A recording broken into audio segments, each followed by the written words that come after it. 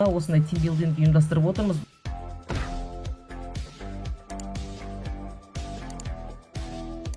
Жаңа волейбол ойнадық, енді кезек арқан тартыста. Ерекше бастама, тың идея, жастарды қолдау, көшбасшылыққа тәрбиелеу. Бәрі бүгінгі эфирде болмақ. Сертинформ ақпараттық агенттігінің бастауымен, жастар орталығының қолдауымен жастар тест тимбилдингі бүгін Жуалыда. Эфирден алыстамаңыз.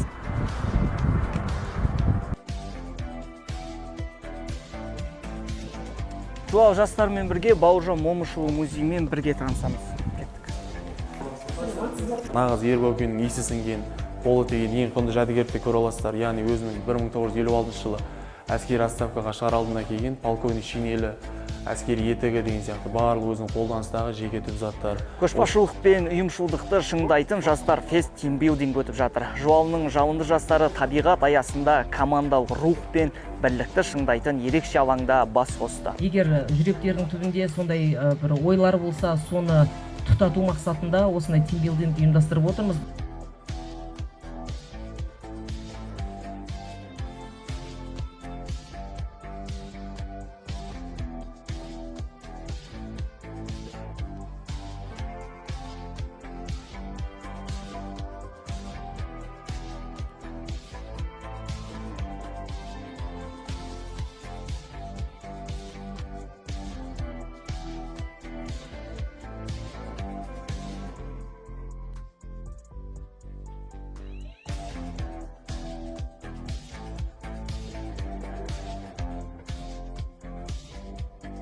Жаңа волейбол ойнадық, енді кезек арқан тартыста.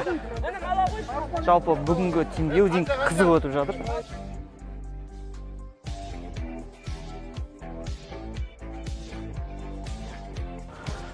Бүгінгі шара өте өзекті шара болды. Себебі жастарға бір жаңа ой, жастардың ойын дамытуға арналған шаралар болды.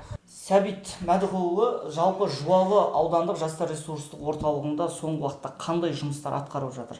Жете-жете айтып берсеңіз. Жастар ресурстық орталығының атқарып отырған жұмысы жастардың бос уақытын тиімді пайдалану бірінші кезектегі мәселе. Жастардың бос уақытта бөтен нәрсеге ұрынбауы.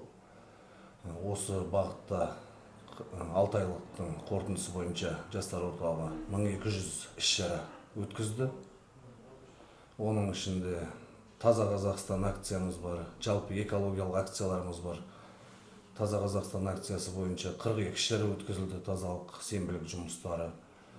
Және де жыл басынан бері биылғы 2026 жылға 120 жас индикатормен бекітілген Жасыл ел бағдарламасы бойынша.